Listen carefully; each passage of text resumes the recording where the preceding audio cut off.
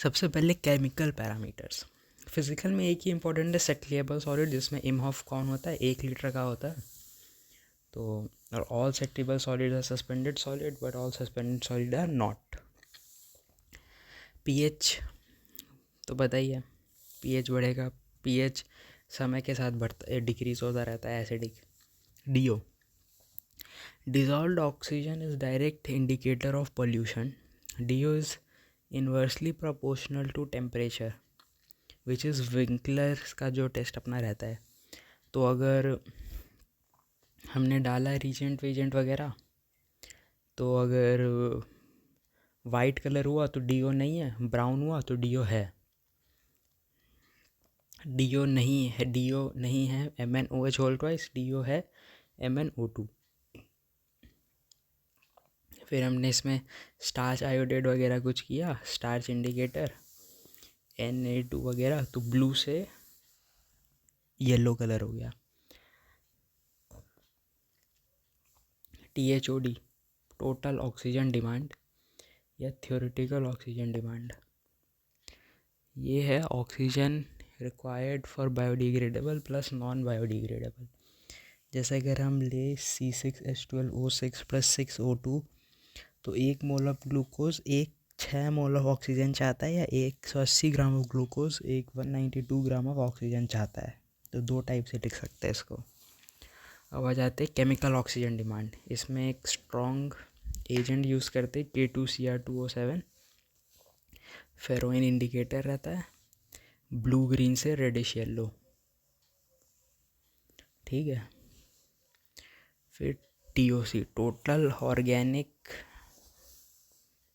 Organic carbon. जैसे C6H12O6 है 180 ग्राम, लेकिन उसमें कार्बन का कितना परसेंटेज है, तो इसको परसेंटेज के भी टर्म्स में लिखते हैं, तो quantity of carbon upon quantity of organic matter. उसके बाद COD/TOC।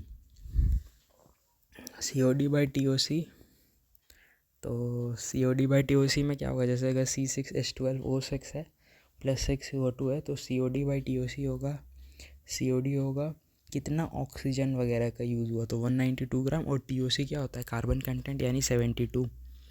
COD/TOC 0 से 5.33 के बीच में रेंज करता है। BOD की बात करें तो ये oxygen consumed by aerobic heterotrophic bacteria. उसके बाद BOD अल्टीमेट टेम्परेचर पे डिपेंड नहीं करता है, बट डिमांड टेम्परेचर पर डिपेंड करता है। BOD 5 at 20 degree Celsius is equals to BOD 3 days at 27 degree Celsius. अगर हम 2 कंटेंट है उसको मिक्स करेंगे, वॉल्यूम ऑफ सीपेज और वॉल्यूम ऑफ डाइल्यूटेड सॉल्यूशन है, तो DO इनिशियल हो जाएगा DO of waste water plus volume of sludge plus DO of aerated water into volume of diluted वगैरह, और नीचे वॉल्यूम रहेगा volume of sludge plus volume of diluted water aerated. BOD हो जाएगा कितना कंजम्पशन हुआ है, तो DO initial minus DO final into DF dilution factor होगा 300 बाय वॉल्यूम ऑफ स्लज या sewage, which will be equal to 100 upon percentage dilution. DO initial minus DF को average consumption per unit volume भी बोलते हैं। उसके बाद आ जाते हैं BOD कर्व पे। तो BOD के 2 कर्व होते हैं, एक तो होता है जिसमें हम लोग का पहला कार्बोनेशियस डिमांड इंक्रीज होता है, फिर दूसरे में नाइट्रोजनस, और नाइट्रोजनस 10 से 15 दिन के बाद इनिशिएट होता है, ठीक है। और कार्बोनेशियस में सारा ऑर्गेनिक कंटेंट जो है कार्बन में कन्वर्ट हो जाता है, और नाइट्रोजनस में नाइट्रेट वगैरह में। उसके बाद हम बात करते हैं BOD के कर्व की। तो इनिशियली L0 है, फिर घटते LT पे आ गया,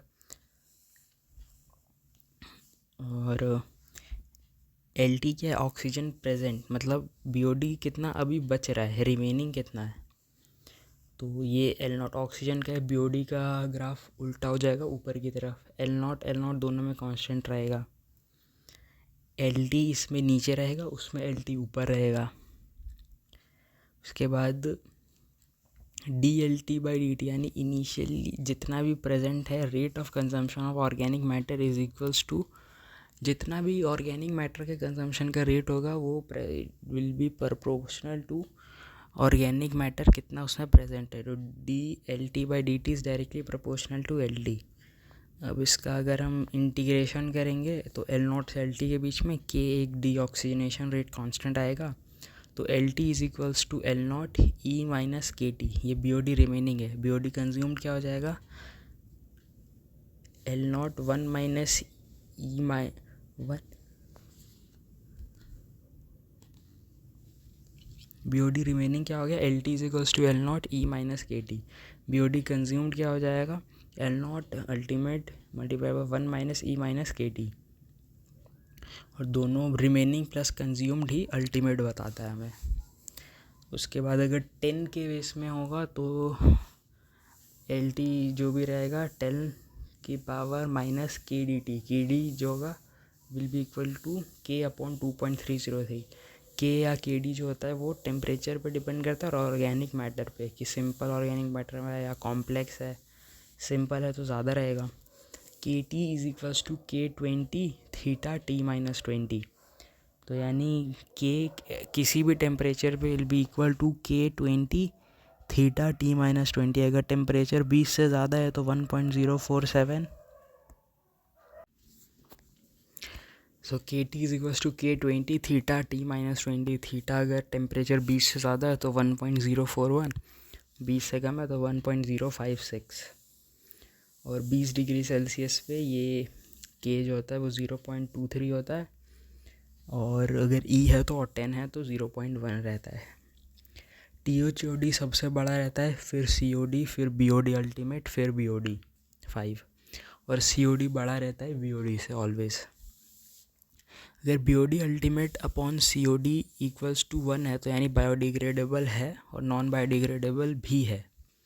BOD अल्टीमेट अपॉन COD 0 तो यानी बायोडिग्रेडेबल नहीं है और नॉन बायोडिग्रेडेबल में हो भी सकता है या नहीं भी हो सकता है। BOD 5 upon BOD ultimate is equals to 20 degree Celsius पे 0.86। Population equivalent is quantity of pollution industry से पर डे और क्वांटिटी ऑफ पॉल्यूशन एक आदमी से पर कैपिटा पर डे, तो वो 80 ग्राम पर कैपिटा पर डे वैसे होता है। रिलेटिव स्टेबिलिटी होता है total oxygen by carbonaceous BOD into 100। Relative stability percentage में आता है विच इज़ 100 1 माइनस 0.794 T20 या S% is equal to 100 1 minus 0.630 T37। उसके बाद अगर हम बात करें अपना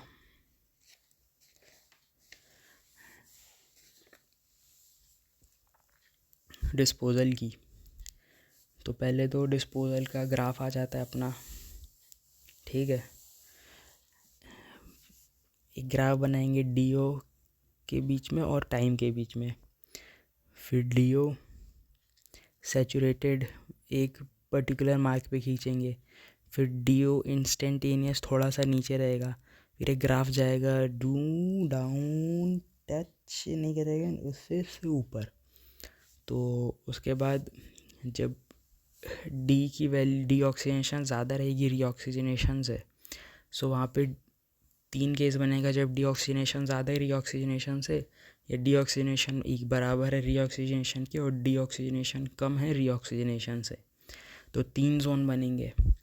पहला होगा डी की जोन ऑफ डिग्रेडेशन, फिर होगा जोन ऑफ एक्टिव डिकम्पोजिशन, फिर होगा जोन ऑफ रीएरिएशन वाला जो पार्ट रहेगा, फिर क्लियर वाटर। डिग्रेडेशन में मछली रहेगी लेकिन काफ़ी कम, फिर उसके बाद ख़त्म, फिर धीरे धीरे आना शुरू हो जाएंगी। DO जो है DT जो होता है वो किसी भी समय पे ऑक्सीजन डेफिसिट को बताता है, which is equals to DO saturated minus DO active वगैरह जो रहता है। और DO मिक्स क्या होता है, discharge of water into DO of water plus discharge of sewage into DO of sewage upon discharge of water plus discharge of sewage. DO हो जाता है DO saturated minus DO mix.